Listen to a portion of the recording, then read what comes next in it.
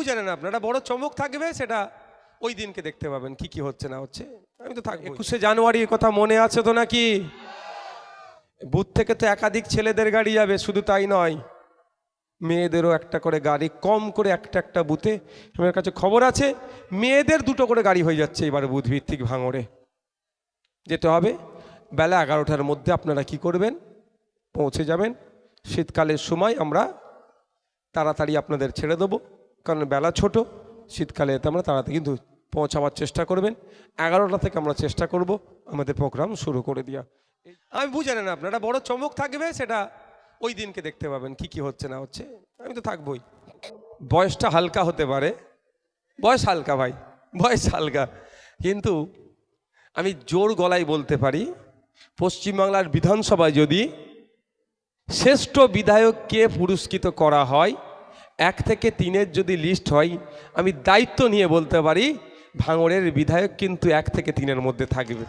দায়িত্ব নিয়ে বলছি, আমি দায়িত্ব নিয়ে, নিজের বড়াই করছি না, সেটা আমি বলবো না। আমি 1 থেকে 3-এর মধ্যে থাকবে। আমার পারফরমেন্সের বেসিসে ভাই, মুখ দেখে নয়।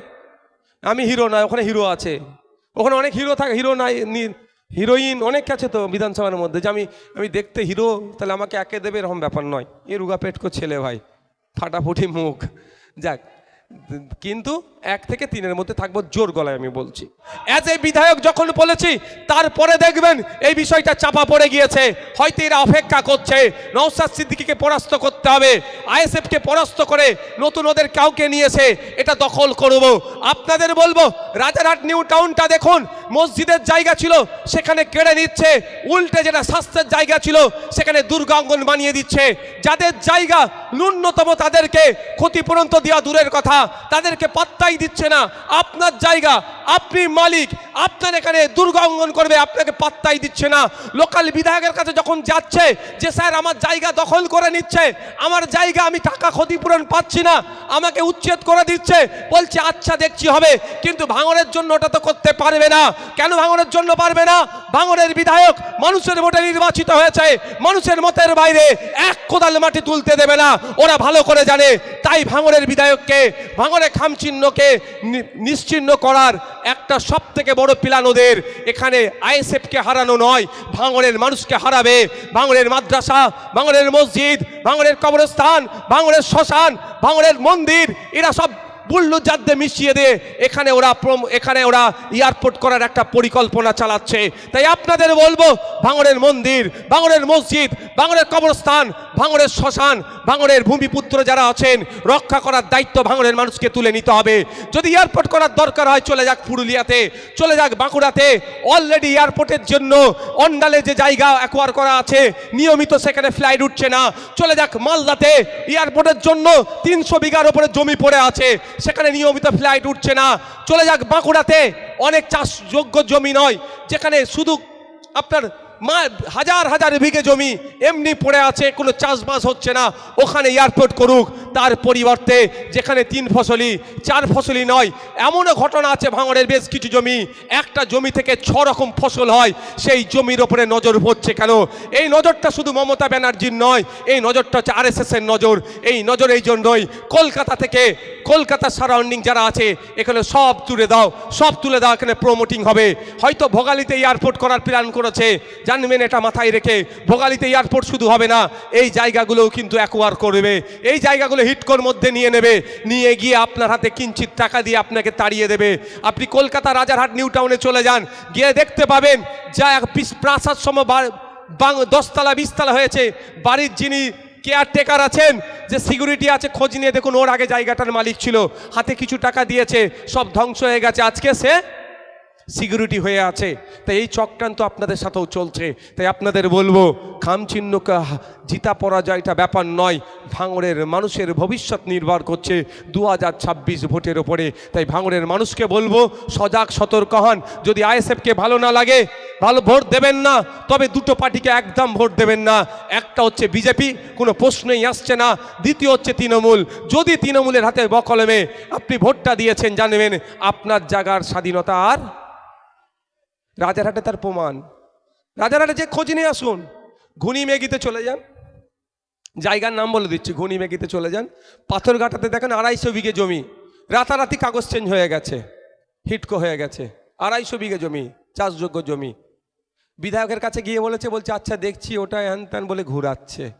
আমার কাছেও গিয়েছিল, আমি কিছু নির্দিষ্ট নিয়ম বলেছি, এই করুন, এই করতে হবে। কিন্তু বিধায়কের কাজ কি? জনপ্রতিনিধি তো, চলে আসো তো। আজকে আমি এখান থেকে ফিরে যাব, আমার কাছে খবর এসছে গাবতলাতে আমাকে একবার যেতে হবে। ওখানে অনেক কৃষকদের হাট নিয়ে একটু সমস্যা হচ্ছে। তাহলে আমার কাজ, আমি বিধায়ক তো, আমি তার কথা শুনতে হবে। তো আমি তো লোকাল বিধায়ক, কীভাবে হাটটা কী সমস্যা হচ্ছে শুনতে হবে। যদি সঠিক ডিমান্ড হয়, তার জন্য যে দপ্তরগুলো যেতে হবে, মার্কেটিং মিনিস্টার আছে পশ্চিমবাংলার, এগ্রিকালচার মার্কেটিং মিনিস্টার, তার সাথে দরকার লাগলে বসতে হবে যে এটা সমাধান করুন আপনি। তো এটা আমার কাজ, আমি বিধায়ক তো। আর আমার জায়গায় যদি আপনি তার গ্রিপের লোককে বসান যে জমি নিয়ে নিচ্ছে এয়ারপোর্টের জন্য, মানে দেখ না অসুবিধা কী আছে। তো এটা আপনারা মাথায় রাখবেন, কিন্তু যে আপনাদের মাথায় আছে এয়ারপোর্টটা, এটা থাকবে যেন রাখেন। আর কার কিছু আছে? নাহলে শেষ করে দেবো ভাই। হ্যাঁ, কি মা কি বলছেন? মমতা, ও মমতা মাঝি ফাইল চুরি, আগে তো বললাম। পার্থবাবু রাতে যখন ওর বাড়িতে রেড হয়, 2বার না 3বার ফোন করেছে, পার্থবাবুর ফোনটা ধরলেন না। আর তাড়াহুড়ো করে, আগে ছিল লাল ডায়েরি, এখন সবুজ ফাইল। বুঝতে হবে ওই ফাইলের মধ্যে নিশ্চিত কিছু আছে, আর না হলে এটা বাইনারি তৈরি হচ্ছে। দুটোর মধ্যে কোনো একটা হবে। তবে ওটা তদন্তকারী অফিসারের দরকার, কোর্ট ম্যাটার হয়ে গেছে, আমি বিস্তারিতটা বলতে পারি না। আমি আপনাদের ভাঙড়ে এয়ারপোর্ট হবে কি হবে না, এটা এই এয়ারপোর্টে যে ভাঙড়ে আছে, আমাদের সিভিল অ্যাভিয়েশন ডিপার্টমেন্ট পশ্চিমবাংলা সরকারের নাই, যেটা কেন্দ্রের আছে। তার জন্য এই এয়ারপোর্ট সংক্রান্ত যা আছে এটা ট্রান্সপোর্ট ডিপার্টমেন্টের মধ্যে পড়ে, অর্থাৎ আমাদের যিনি পরিবহন মন্ত্রী, এই বিষয়গুলো তার মধ্যে পড়ে। আপনাদের বিধায়ক হিসাবে আমি ভাঙড়ে এয়ারপোর্ট হবে কি হবে না, জমি অধিগ্রহণের বিষয়ে আমি প্রশ্ন করেছিলাম, এখন আমাকে উত্তর দেয়নি। যেহেতু উত্তর দেয়নি, এক্স্যাক্ট কোশ্চেনটা এখানে করা যায় না। উত্তর দিলে এক্স্যাক্ট কোশ্চেন আলোচনা করা যায়, মানে ওটা এখনও বিধানসভার মধ্যে চাপা আছে।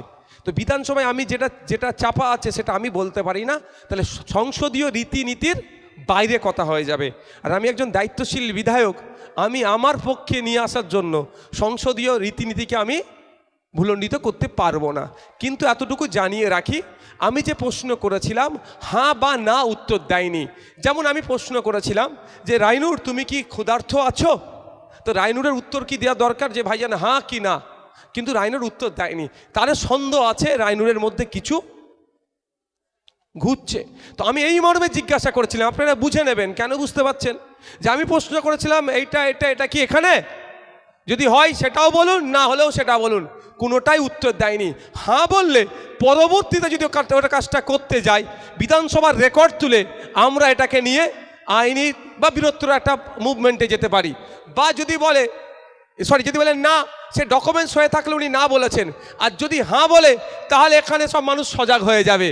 সুতরাং হ্যাঁ না বলেনি, তবে আমার সন্দেহ হচ্ছে ওদের এই দিকে একটা নজর আছে। তাই আপনাদের বলবো, এখানে শুধু তৃণমূলকে হারানোর বিষয় নয়, তৃণমূলকে হারাতেও সাথে সাথে আপনার বাসস্থানের রক্ষার দায়িত্ব আপনার হাতে দাঁড়াবে। এখনও পারছে না কেন? অনেক আগে, 2 বছর আগে খুব হই হই করছিল, মাটি মাপার জন্য নাকি লোক চলে এসেছিল। আমি দাঁড়িয়ে বলেছিলাম ভাঙড়ের মানুষের উইদাউট কনসার্নে 1 কোদাল মাটি তুলতেও দেব না এয়ারপোর্টের জন্য, আর 1 কোদাল মাটি ফেলতেও দেব না।